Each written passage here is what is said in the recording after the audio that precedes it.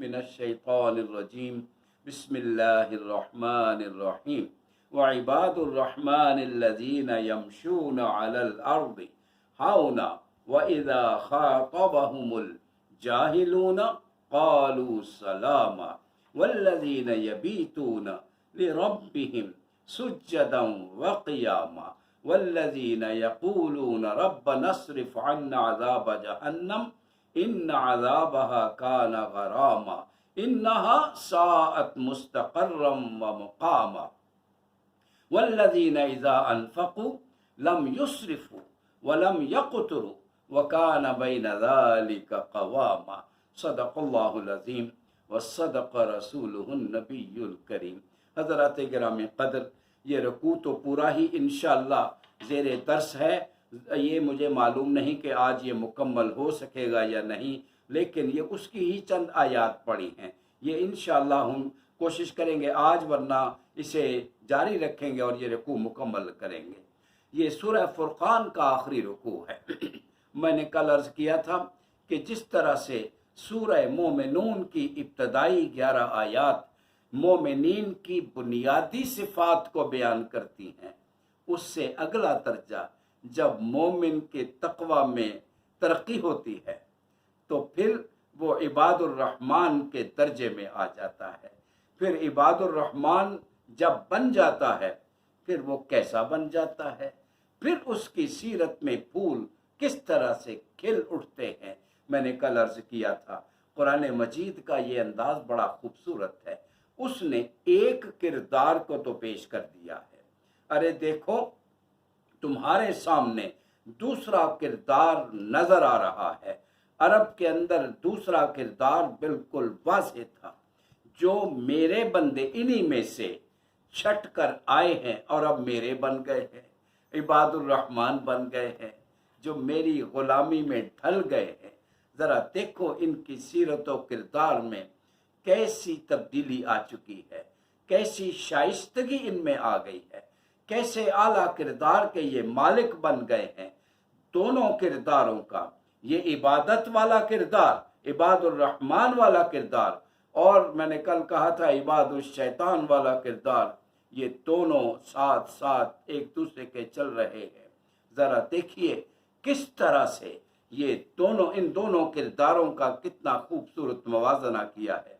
व इबादुर रहमानिल्लज़ीना यमशूना अलल अर्दि हौना, मेरे बंदे वो हैं कि जब ज़मीन पे चलते हैं तो बड़ी आजिज़ी के साथ चलते हैं, ज़रा भी तकब्बुर नहीं होता है।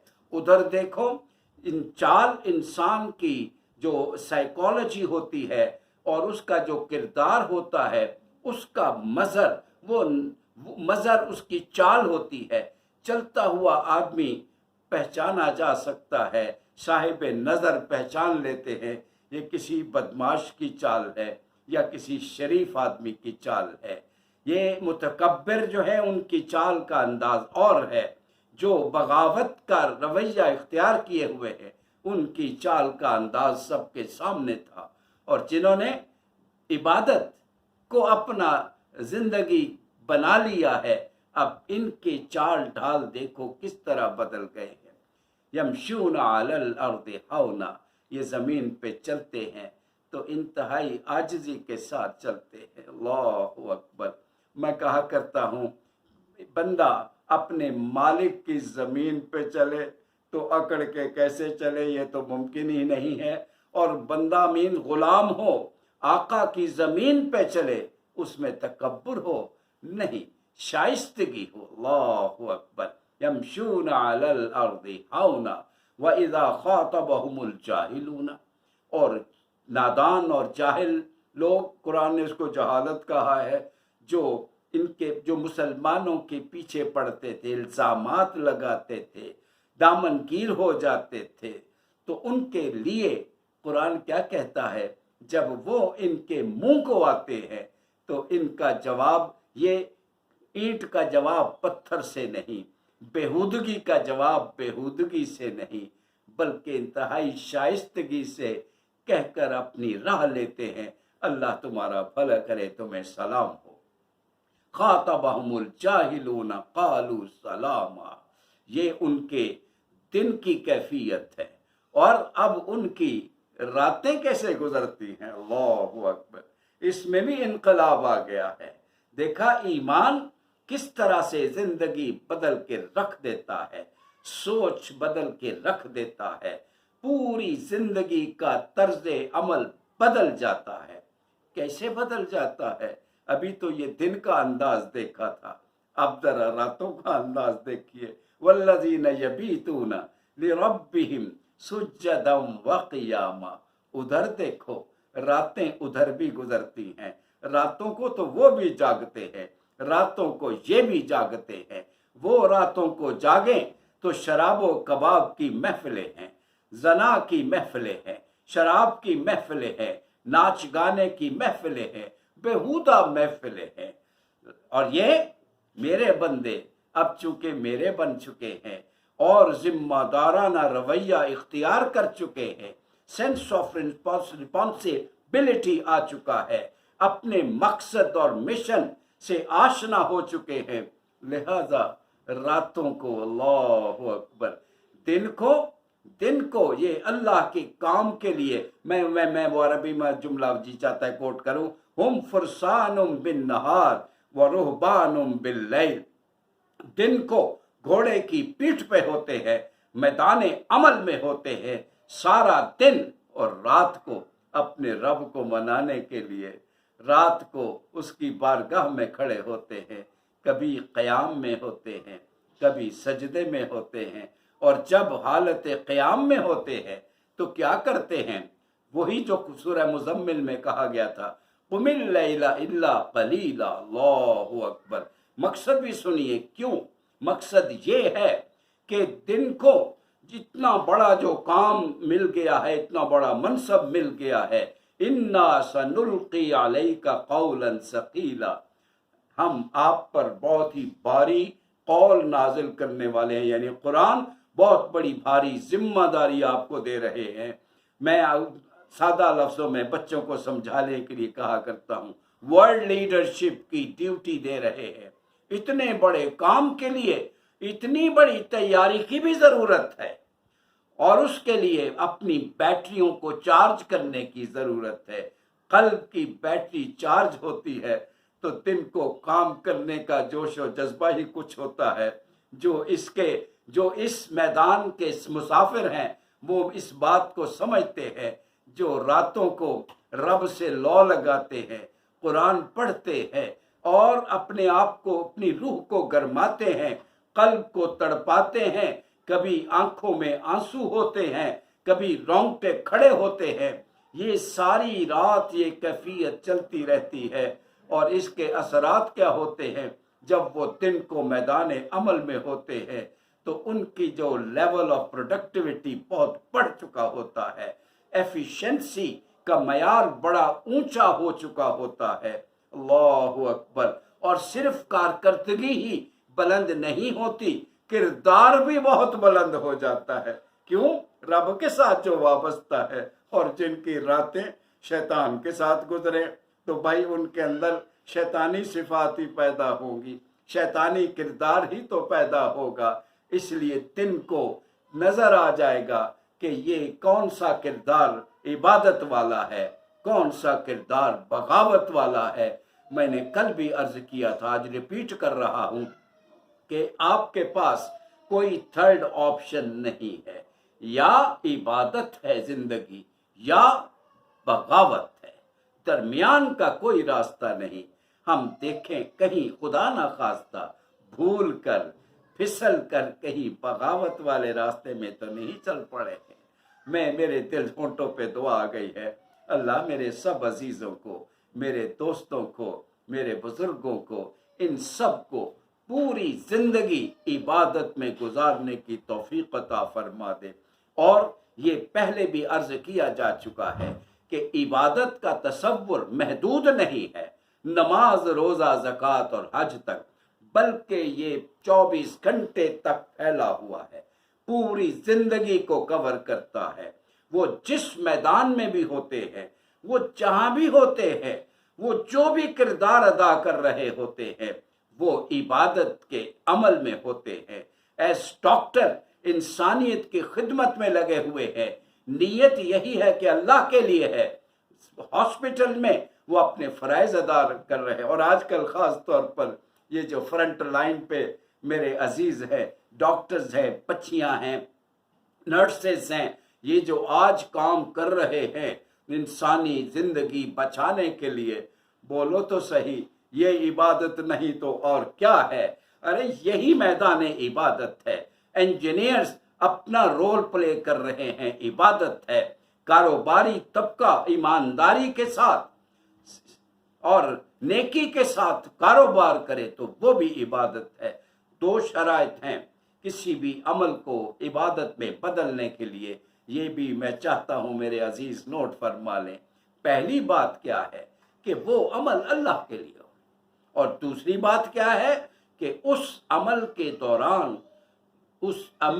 दौरान कोई अल्लाह के कानून की खिलाफ वर्जी ना हो। जैसे कारोबार में अत्ताजिर रसदूकुल अमीन, ईमानदार ताजिर हो, सच्चा ताजिर हो, अल्लाह के लिए तिजारत कर रहा हो। अल्लाह के लिए का मतलब क्या है कि बंदों की खिदमत का जज्बा हो, सिक्के कमाना मकसद नहीं हो, प्रॉफिट उसकी जिंदगी का मकसद नहीं, जिंदगी की जरूरत है।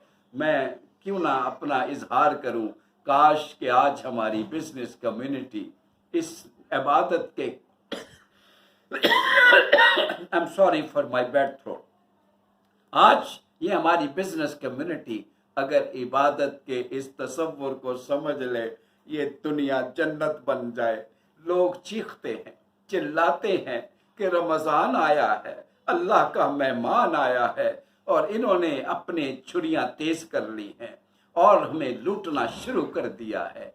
ये कैसी जिंदगी है? ये भी रोजे रखते होंगे, ये भी तरावियां पढ़ते होंगे, लेकिन इबादत के तसव्वुर से वाकिफ नहीं है। मैं एक बात दोहराना चाहता हूं, मैं और बार बार कहता रहूंगा, क्योंकि इस वक्त हमारी सोसाइटी का सबसे बड़ा इशू यही है कि दुनिया अपनी जगह, दीन अपनी जगह। सुन लीजिए, इस्लाम में दीन और दुनिया की अलग अलग कोई तकसीम नहीं है। हर अमल जो भी हो, राउंड द क्लॉक, जिंदगी के आखिरी सांस तक, उसका मकसद सिर्फ और सिर्फ इबादत और अल्लाह की रजा है। इकबाल ने जो एक शेर कह दिया था वो बड़ा मानी खेज है, जिंदगी आमद बराए बंदगी, जिंदगी बेबंदगी शर्मिंदगी। अल्लाहु अकबर। अरे जिंदगी तो है ही इसी काम के लिए। मेरे होंठों पे दुआ है और आप आमीन कह। अल्लाह करे ये जितने मैदाने अमल में हैं, ये सब अपने अमल को इबादत बना लें। सुभान अल्लाह। डॉक्टर्स हों तो इबादत समझ के, इंजीनियर्स हों तो इबादत समझ के काम करें। हमारे जितने भी निज़ाम रियासत के अहलकार हैं, हुक्मरान हैं, ब्यूरोक्रेट्स हैं, ये भी सब लोग खिदमत खल्क का जज्बे से सरशार होकर, जज्बा इबादत से सरशार होकर ये अपने फराइज सर अंजाम दे। बोलो, सियासत जो बदनाम हो चुकी है, ये इबादत न बन जाए। इबादत अगर बन जाए तो आज ये दुनिया, फिर मैं कहूँगा, जन्नत बन जाए। हमारा निज़ाम सियासत, हमारा निज़ाम कारोबार, हमारा ओवरऑल निज़ाम इसी वजह से भटका हुआ है कि हमने दुनिया और दीन के दो अलग अलग रास्ते किए हुए हैं। खुदा करे, मेरी दुआ है अल्लाह रब्बुल इज़्ज़त मेरे सारे अहले ईमान दोस्तों को, अजीज़ों को ये कॉन्सेप्ट समझने की तौफीक अता फरमा दे कि वो इबादुर रहमान है। ओ भाई, जब ला इलाहा इल्लल्लाह कह दिया तो आप इबादुर रहमान में शामिल हो गए। कितना बड़ा एजाज है, ये भी मैंने कल अर्ज किया था और आज फिर अर्ज कर रहा हूं कि इबादुर रहमान में शामिल होने का मतलब सिर्फ अब जरा ये दूसरा पहलू है, कल बातें हुई थी, मैं आज फिर रिपीट कर रहा हूं।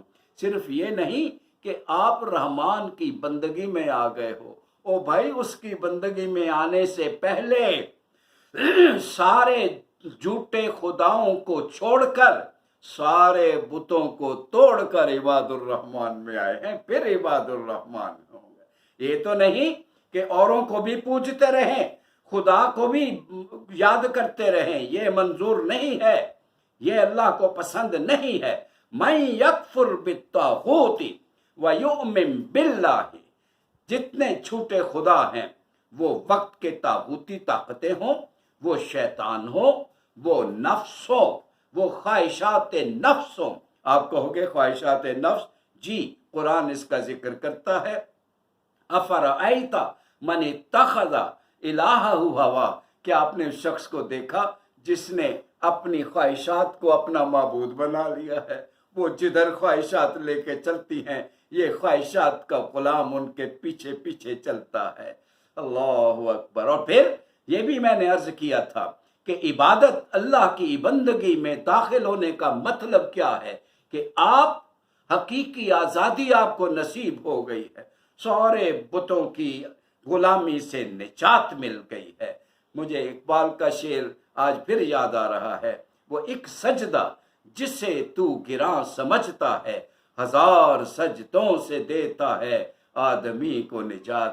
یہی ہے اس آیت کا مطلب، اس ایک رب کے سامنے سجدہ ریز ہو جاؤ، اس ایک رب کے بن جاؤ، اور سارے جھوٹے ارباب کو، سارے جھوٹے خداؤں کو چھوڑ دو۔ حضرت ابراہیم کے الفاظ پھر پڑھ رہا ہوں، انی وجہت وجہی للذی فطر السماوات والارض حنیفا وما انا من المشرکین، میں نے اپنا چہرہ اللہ کی طرف موڑ لیا ہے اور سارے بتوں کو توڑ دیا ہے، سارے خداؤں کو چھوڑ دیا ہے۔ اس کا مزہ ہی کچھ اور ہے۔ وہ بھائی روز ہم کلمہ پڑھتے ہیں، میں آپ کے ساتھ روز شیئر کرتا ہوں کہ پہلے لفظ لا ہے، جب تک آپ سارے جھوٹے خداؤں کو چھوڑیں گے نہیں، اللہ پر ایمان لانے کا معنی کچھ نہیں ہے۔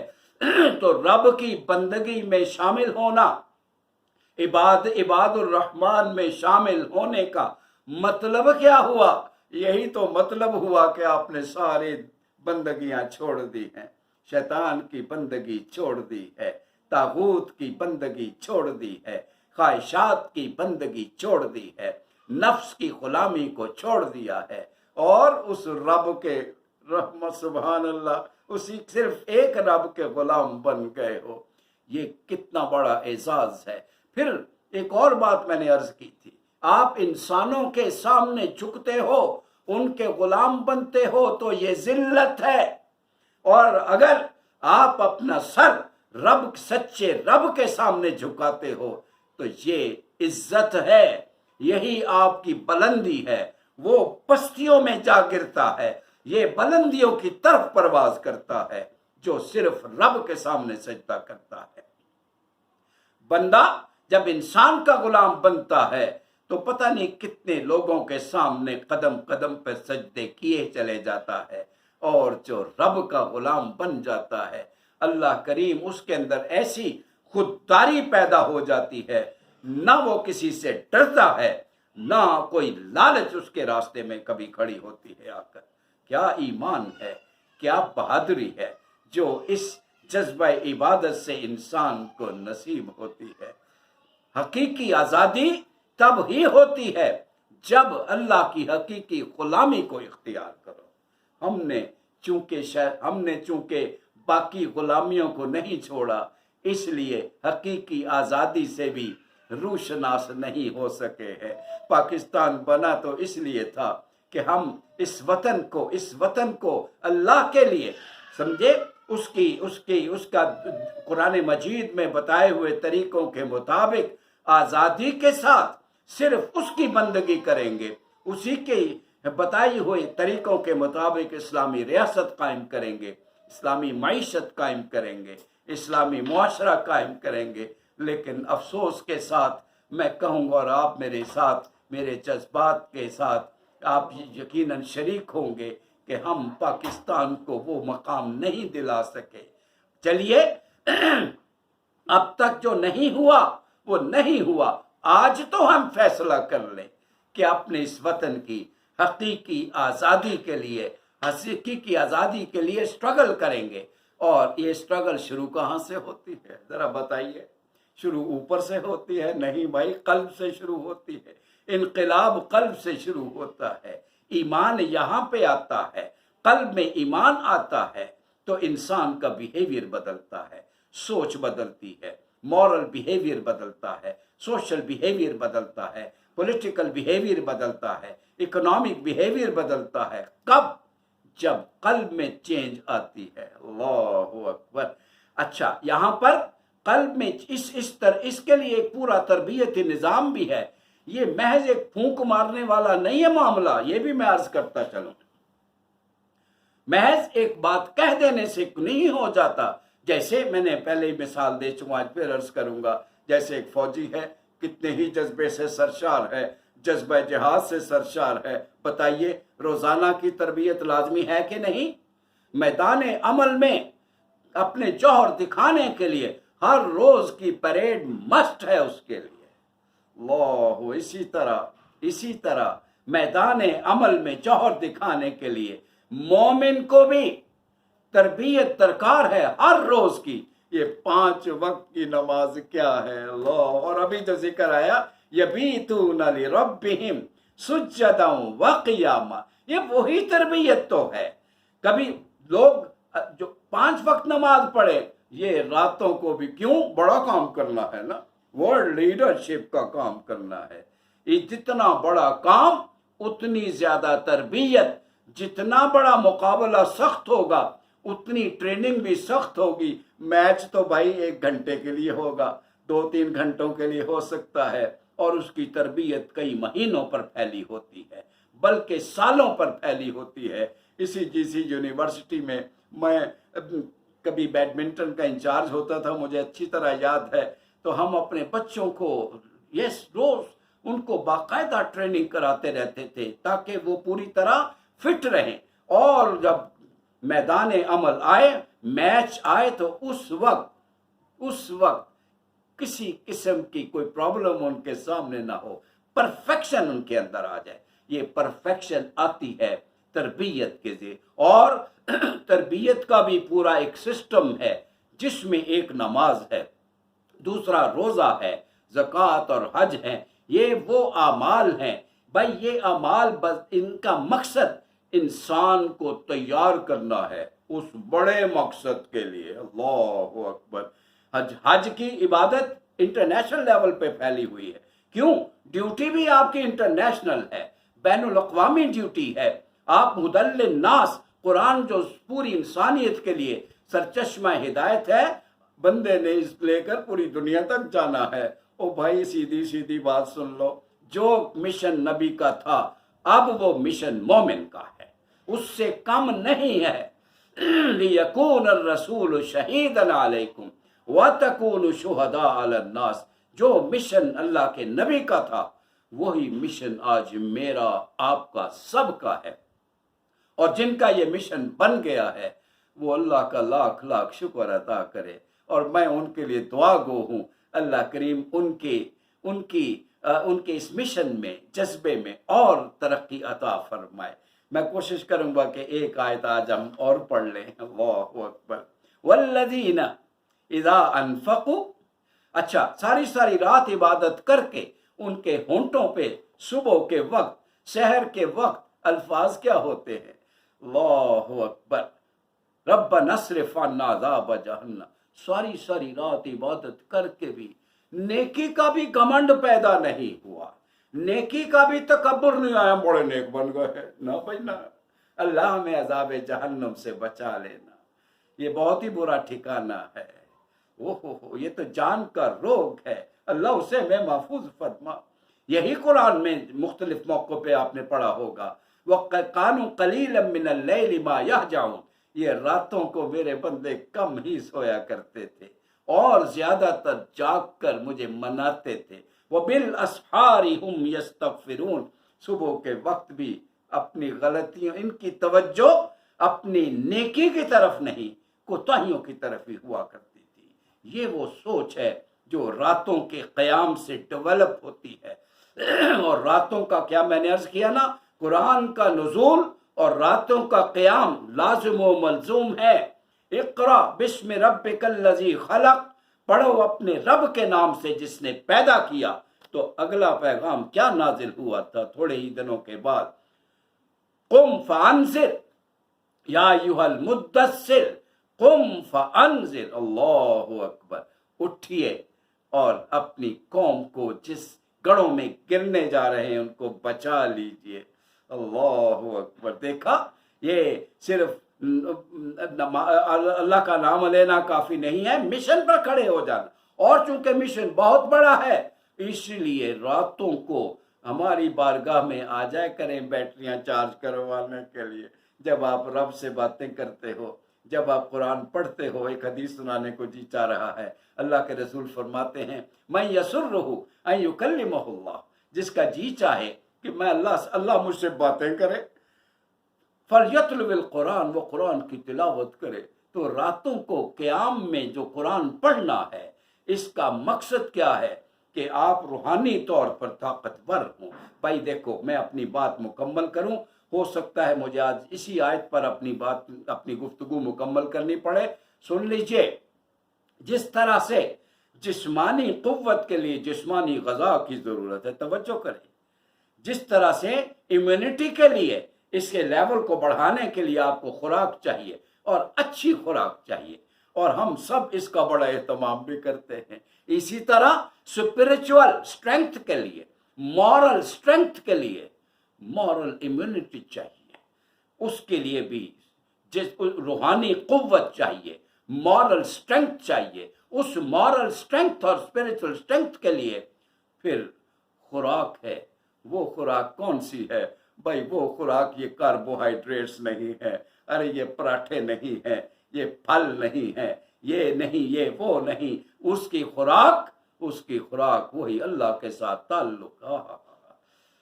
قم اللیل الا قلیلا ورتل القرآن ترتیلا، قرآن کو پڑھنا، اللہ اکبر، یہی خوراک ہے آپ کی، یہی آپ کی خوراک ہے۔ بس ایک بات سنا کے میں آپ سے اجازت لوں گا، کیونکہ یہ بھی ہمارے معاشرے میں ہے۔ مجھے یاد ہے نثار بزمی صاحب کا نام میں نے پہلے بھی اس کا ذکر کیا ہوا ہے۔ وہ ایک پروگرام چل رہا تھا، میں نماز پڑھنے جا رہا تھا، اتفاق سے کمپیئر کہنے لگی نثار بزمی صاحب تشریف لائے ہوئے، ان کی تعریفیں کی، اور ساتھ انہوں نے ایک جملہ بولا، موسیقی روح کی غذا ہے۔ یہ ہمارے ہاں عام طور پہ کہا جاتا ہے، میں چاہتا ہوں ذرا اس پر ایک جملہ عرض کر دوں۔ موسیقی روح کی غذا ہے۔ بس اس کے بعد انہوں نے نثار بزمی صاحب کو مائک دیا، آپ فرمائیے۔ تو نثار میں اب رک گیا، میں کیا کہتے ہیں؟ نثار بزمی صاحب کی میں نے ایک بات سنی، میں آپ کو سنا دینا چاہتا ہوں، پھر اجازت لوں گا۔ نثار بزمی کہنے لگے میری بیٹی نے کہا ہے کہ موسیقی روح کی غذا ہے، میں ان کی اصلاح کرنا چاہتا ہوں، میری زندگی گزر گئی ہے موسیقی میں، لیکن میں بتانا چاہتا ہوں موسیقی روح کی غذا نہیں ہے، قرآن روح کی غذا ہے۔